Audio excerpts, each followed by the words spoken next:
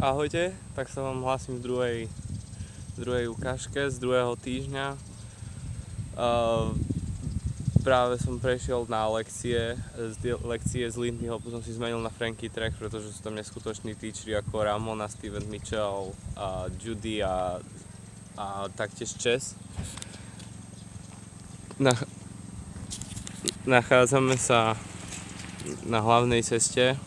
A tu môžete vidieť odbočku k Folketshus, ktorý som vám popísal minule. A teraz pôjdeme po tomto chodníku, ktorý vedie do school area, kde prebiehajú všetky lekcie a kde sú ubytovaní ľudia, kde sú vlastne všetky kuchyne a tak ďalej. Zatiaľ poviem len toľko, že dneska sa cítim oveľa lepšie, včera mi išla prasnúť hlava. Mám pocit, že som si proste tak trošku som ochorel po prechode z Volunteers Weeku na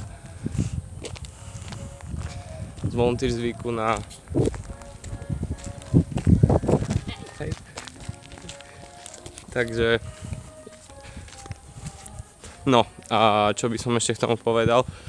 Teraz tu prebiehajú lekcie a mám akurát trochu času a začnem vám popisovať teraz počasie, ináč sa tu neskutočne zlepšilo, možno aj to bol dôvod môjho ochorenia.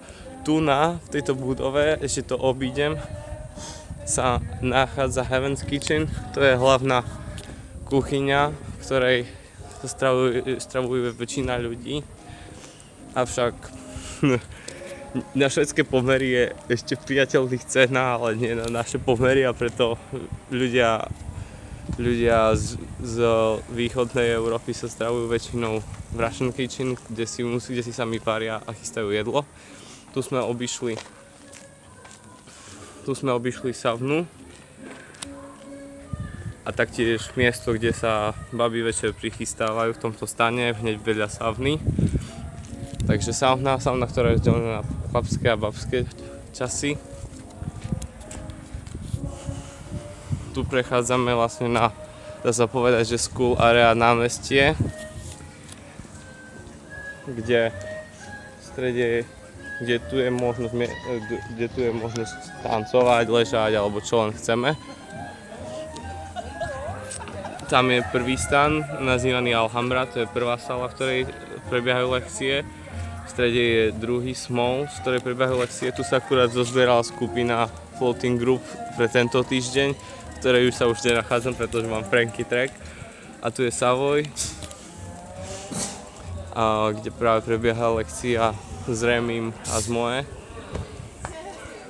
Neviem, či môžete vidieť, ale sú tam, áno. Táto budova sa nazýva, neviem isto, ale mám pocit, že Kugvasen, ale taktiež je to Volunteer Kitchen, kde sa vlastne stravujú volunteeri a kde vlastne je ubytovaný stav. Takže tu ideme ďalej. Táto budova toto je vlastne škola. Celkovo táto oblasť sa nazýva School Area pretože celkovo je to škola Herengu, kde je vlastne škôlka, telocvičňa a rôzne iné. Takže vlastne jedný z týchto troch dverí, prvé, druhé, tretie, v týchto som ubytovaný ja teraz.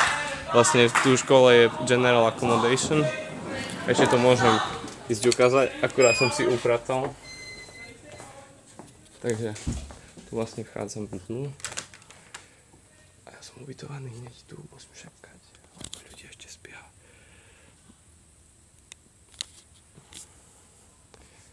A vlastne nejak takto vyzerá General Accommodation.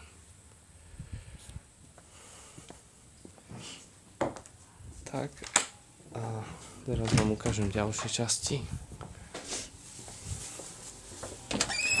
Ináč tomu, čo som povedal, že počas Herengu prebieha milión aktivít, ktoré môžete ani stihnúť. To sa ešte zhoršuje, vždy je tu viac a viac aktivít. A tu nás premiestňujeme do telocvične, kde sú ubytovaní ďalší ľudia. A hneď vedľa telocvične tu máme miestnosť, ktorá sa nazýva ICP, Ice Cream Parlor. kde vlastne kde môžete dostať kafe a sladké a rôzne aj jedlo, sendviče a takto, kde taktiež pracujú voluntíri. Tu za ICP sa nachádza budova, v ktorej sú ubytovaní voluntíri, takzvaný pavilión. A ak pôjdeme za školu, ktorá bola vlastne tu, tak ak pôjdeme za školu, tak sa dostaneme do Russian Kitchen. Russian asi kvôli tomu, že väčšinou sa tam stavovali Rusi, ale teraz sú tam väčšinou Litovčania a hlavne Krakovčania a proste je to vlastne miesto, kde si ľudia odkladajú jedlo a potom si ho prichystávajú a taktiež, kde donášajú vždy večer na tento krásny stolík špinavý okolo 10:00 jedlo z Heaven's Kitchen, ktoré zostalo po celom dni, čiže je tu potom brutálna fronta ľudí, ktorí čakajú na jedlo. Tu môžete vidieť kopu stanov. Taktiež vlastne tu už je oblasť, kde ľudia stánujú, hneď vedľa Russian Kitchen. Tu je vlastne nejaké posedenie za ICP, čo je vlastne táto budova ICP.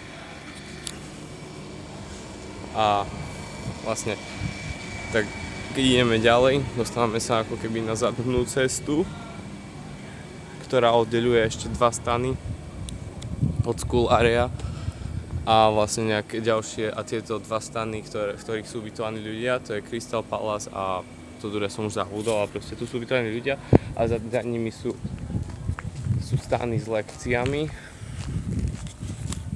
Takže toto je stan Roseland, kde práve prebieha lekcia, myslím, že Intermediate JB a Tatiana.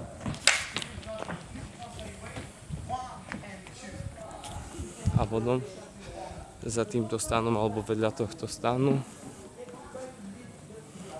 je druhý stan, myslím, že sa nazýva Palladium, alebo ako ešte pôjdem dopredu.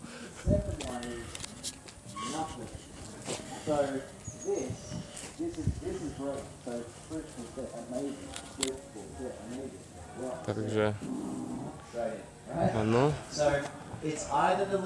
Áno, Palladium. Vlastne prebieha ďalšia lekcia. Tiež nejaký Lindy Hop, neviem aká úroveň, s Austrálčanmi. A vlastne ešte som zabudol. Ešte vám ukážem. Vlastne tu môžete vidieť, tu je tá budova, pavilión, kde sú ubytovaní voluntíri a hneď vedľa neho začína ďalšia oblasť s kempingom. A medzi týmito budovami sa nachádza táto krásna budova, v ktorej sa vlastne tu máme sprchy a pračky a vlastne tu v tejto budove prebiehajú vlastne laundry, čiže vlastne tam sú baby, volontírky, ktoré majú na starosti pranie a tieto veci. A tak to by bolo asi všetko, čo som chcel ukázať. A čo sa týka toho týždňa, tak lekcie sú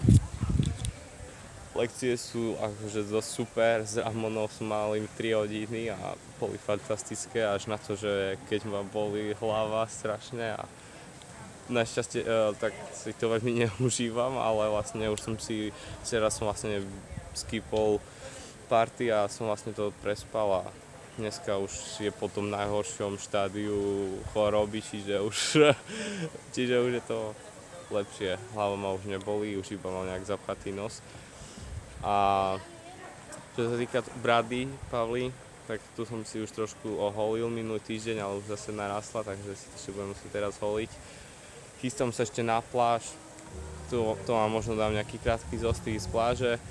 A čo ja viem, začínam trénovať, dneska aj súťaž, dneska vlastne sa zapájam do súťaže za Ostejov, uvidíme čo to vydá a chystám ešte niečo na kabaret, tak uvidím aké budem v kontičke a party sú bombastické a ako som povedal, problém je jediný s tým, že zároveň s Naomi aj Handsome Devils prebiehajú skvelé aktivity ešte v vo vedľajších miestnostiach vo Folketshusu, napríklad tej knižnici a tak, a preto je niekedy strašne ťažké sa rozhodnúť kam ísť, čiže je tu toho do budu, ale stále je čo robiť a ľudia sú tu super. Až na zopár typkov, ktorí v Russian Kitchen kradnú jedlo, ale ale je to super, ale no a neviem, čo by som ešte povedal.